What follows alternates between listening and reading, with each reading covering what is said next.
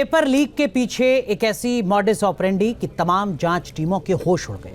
महीने भर से जारी जांच में अभी तक वो सिरा नहीं मिला जिसके जरिए किंगपिन का पता चल सके, लेकिन एक के बाद एक नए खुलासे जरूर हो रहे हैं। ताजा मामला महाराष्ट्र के लातूर कनेक्शन का है, जहां एग्जाम सेंटर वाले नेटवर्क का पर्दाफाश हुआ। गिरफ्तार आरोपी शिक्षकों के मोबाइल फोन से प्रवेश पत्र, मनी ट्रेल और इंटर स्टेट नेटवर्क का पता चला। आप भी देखिए सेंटर कैसे पेपर लीक कांड के अड्डे बन गए थे।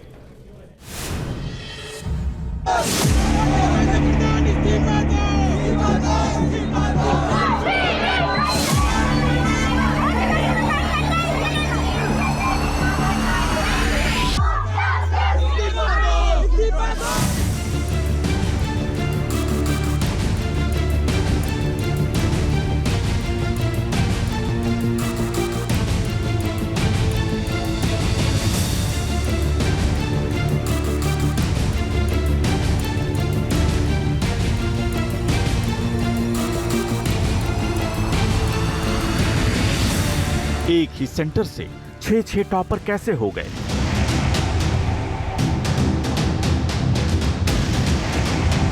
कहां सेंटर से लीक हुआ था पेपर?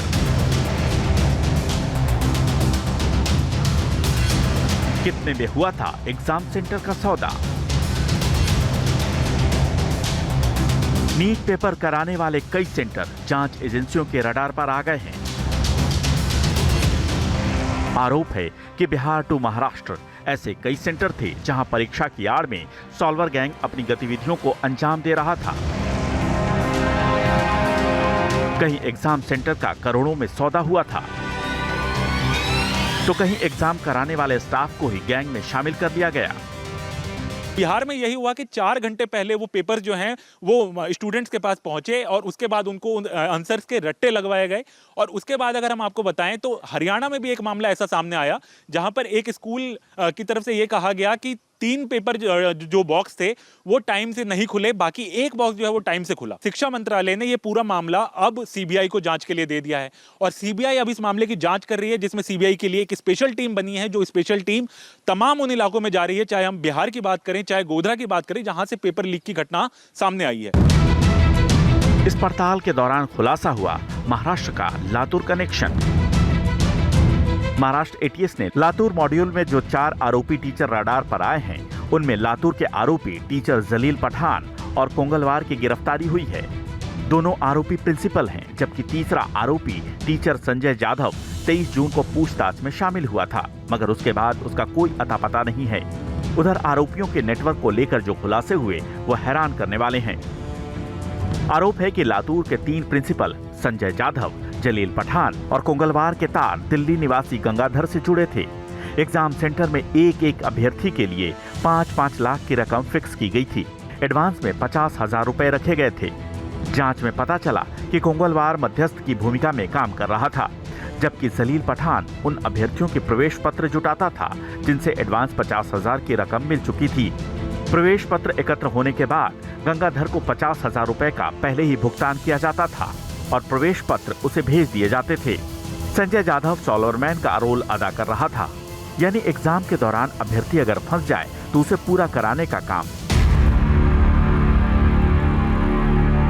गोधरा के सेंटर से खुला खेल।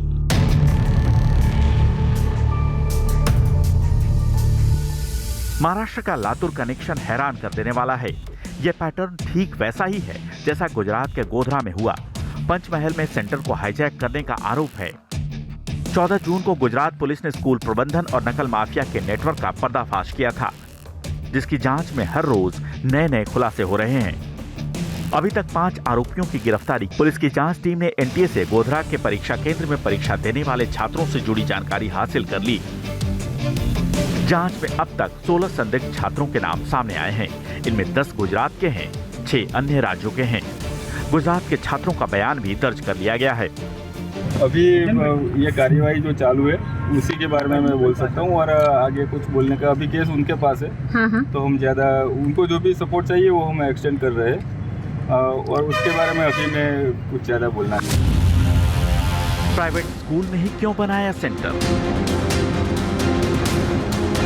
गोधरा के प्राइवेट स्कूल और हजारीबाग के प्राइवेट स्कूल।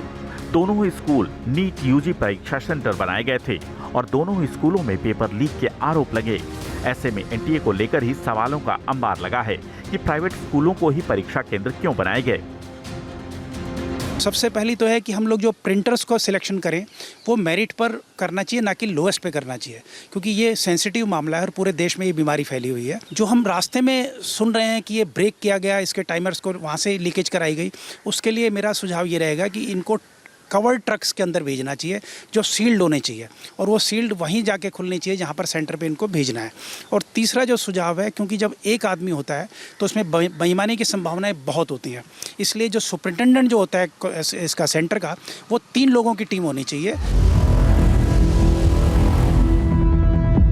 हजारीबाग को ओएसिस स्कूल को लेकर सवाल इसलिए भी ज्यादा गंभीर उठ रहे हैं क्योंकि यहीं से सबसे पहले पेपर लीक हुआ था।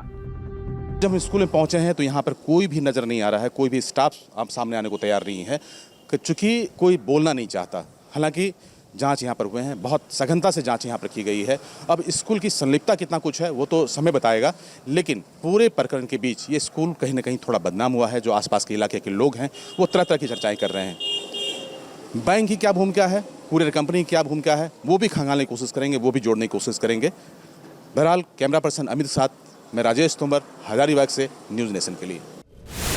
पेपर लीक के पीछे एक ऐसी मॉडस ऑपरेंडी कि तमाम जांच टीमों के होश उड़ गए।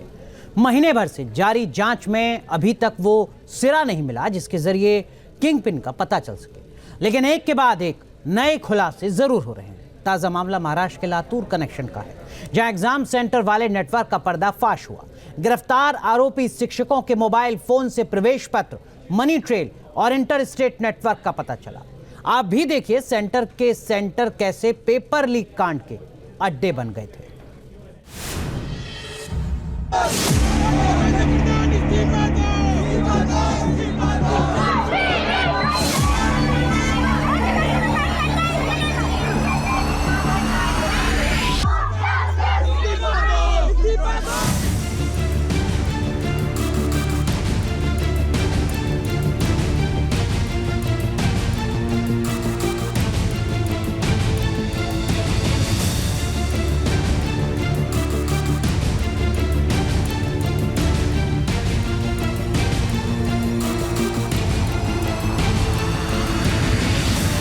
एक ही सेंटर से 6 टॉपर कैसे हो गए?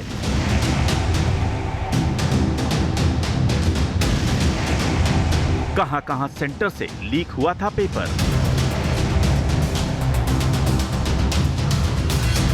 कितने में हुआ था एग्जाम सेंटर का सौदा? नीट पेपर कराने वाले कई सेंटर जांच एजेंसियों के रडार पर आ गए हैं। आरोप है कि बिहार टू महाराष्ट्र ऐसे कई सेंटर थे जहां परीक्षा की आड़ में सॉल्वर गैंग अपनी गतिविधियों को अंजाम दे रहा था। कहीं एग्जाम सेंटर का करोड़ों में सौदा हुआ था, तो कहीं एग्जाम कराने वाले स्टाफ को ही गैंग में शामिल कर लिया गया। बिहार में यही हुआ कि 4 घंटे पहले वो पेपर जो हैं वो स्टूडेंट्स के पास पहुंचे और उसके बाद उनको आंसर्स के रट्टे लगवाए गए। और उसके बाद अगर हम आपको बताएं तो हरियाणा में भी एक मामला ऐसा सामने आया जहां पर एक स्कूल की तरफ से ये कहा गया कि 3 पेपर जो बॉक्स थे वो टाइम से नहीं खुले, बाकी एक बॉक्स जो है वो टाइम से खुला। शिक्षा मंत्रालय ने ये पूरा मामला अब सीबीआई को जांच के लिए दे दिया है और सीबीआई अब इस मामले की जांच कर रही है, जिसमें सीबीआई के लिए एक स्पेशल टीम बनी है। जो स्पेशल टीम तमाम उन इलाकों में जा रही है, चाहे हम बिहार की बात करें, चाहे गोधरा की बात करें, जहां से पेपर लीक की घटना सामने आई है। इस पड़ताल के दौरान खुलासा हुआ महाराष्ट्र का लातूर कनेक्शन। महाराष्ट्र एटीएस ने लातूर मॉड्यूल में जो 4 आरोपी टीचर रडार पर आए हैं, उनमें लातूर के आरोपी टीचर जलील पठान और कोंगलवार की गिरफ्तारी हुई है। दोनों आरोपी प्रिंसिपल हैं, जबकि तीसरा आरोपी टीचर संजय जाधव 23 जून को पूछताछ में शामिल हुआ था, मगर उसके बाद उसका कोई अता पता नहीं है। उधर आरोपियों के नेटवर्क को लेकर जो खुलासे हुए वो हैरान करने वाले हैं। आरोप है कि लातूर के 3 प्रिंसिपल संजय जाधव, जलील पठान और कोंगलवार के तार दिल्ली निवासी गंगाधर से जुड़े थे। एग्जाम सेंटर में एक अभ्यर्थी के लिए 5-5 लाख की रकम फिक्स की गई थी। एडवांस में 50,000 रुपए रखे गए थे। जांच में पता चला कि कोंगलवार मध्यस्थ की भूमिका में काम कर रहा था। जबकि जलील पठान उन अभ्यर्थियों के प्रवेश पत्र जुटाता था जिनसे एडवांस 50,000 की रकम मिल चुकी थी। प्रवेश पत्र एकत्र होने के बाद गंगाधर को 50,000 रुपए का पहले ही भुगतान किया जाता था और प्रवेश पत्र उसे भेज दिए जाते थे। संजय जाधव सॉल्वरमैन का रोल अदा कर रहा था, यानी एग्जाम के दौरान अभ्यर्थी अगर फंस जाए तो उसे पूरा कराने का काम। गोधरा के सेंटर से खुला खेल।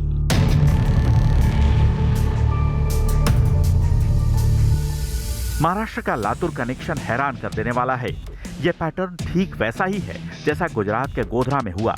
पंचमहल में सेंटर को हाईजैक करने का आरोप है। 14 जून को गुजरात पुलिस ने स्कूल प्रबंधन और नकल माफिया के नेटवर्क का पर्दाफाश किया था, जिसकी जांच में हर रोज नए खुलासे हो रहे हैं। अभी तक 5 आरोपियों की गिरफ्तारी। पुलिस की जांच टीम ने एनटीए से गोधरा के परीक्षा केंद्र में परीक्षा देने वाले छात्रों से जुड़ी जानकारी हासिल कर ली। जांच में अब तक 16 संदिग्ध छात्रों के नाम सामने आए हैं। इनमें 10 गुजरात के हैं, 6 अन्य राज्यों के हैं।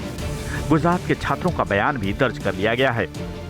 अभी ये कार्यवाही जो चालू है उसी के बारे में मैं बोल सकता हूँ, और आगे कुछ बोलने का अभी केस उनके पास है। तो हम ज़्यादा उनको जो भी सपोर्ट चाहिए वो हम एक्सटेंड कर रहे हैं, और उसके बारे में अभी मैं कुछ ज़्यादा बोलना नहीं। प्राइवेट स्कूल में ही क्यों बनाया सेंटर? गोधरा के प्राइवेट स्कूल और हजारीबाग के प्राइवेट स्कूल, दोनों ही स्कूल नीट यूजी परीक्षा सेंटर बनाए गए थे और दोनों ही स्कूलों में पेपर लीक के आरोप लगे। ऐसे में एनटीए को लेकर ही सवालों का अंबार लगा है कि प्राइवेट स्कूलों को ही परीक्षा केंद्र क्यों बनाए गए। सबसे पहली तो है कि हम लोग जो प्रिंटर्स को सिलेक्शन करें वो मेरिट पर करना चाहिए, ना कि लोएस्ट पे करना चाहिए, क्योंकि ये सेंसिटिव मामला है और पूरे देश में ये बीमारी फैली हुई है। जो हम रास्ते में सुन रहे हैं कि ये ब्रेक किया गया, इसके टाइमर्स को वहाँ से लीकेज कराई गई, उसके लिए मेरा सुझाव ये रहेगा कि इनको कवर्ड ट्रक्स के अंदर भेजना चाहिए जो सील्ड होने चाहिए, और वो सील्ड वहीं जाके खुलनी चाहिए जहाँ पर सेंटर पे इनको भेजना है।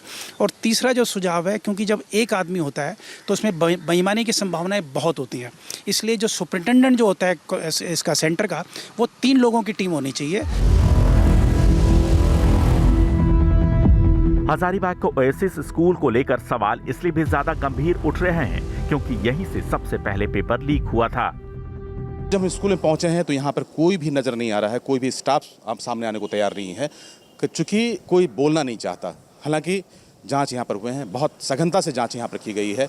अब स्कूल की संलिप्तता कितना कुछ है वो तो समय बताएगा, लेकिन पूरे प्रकरण के बीच ये स्कूल कहीं ना कहीं थोड़ा बदनाम हुआ है। जो आसपास के इलाके के लोग हैं वो तरह तरह की चर्चाएँ कर रहे हैं। बैंक की क्या भूमिका है, कुरियर कंपनी की क्या भूमिका है, वो भी खंगालने की कोशिश करेंगे, वो भी जोड़ने की कोशिश करेंगे।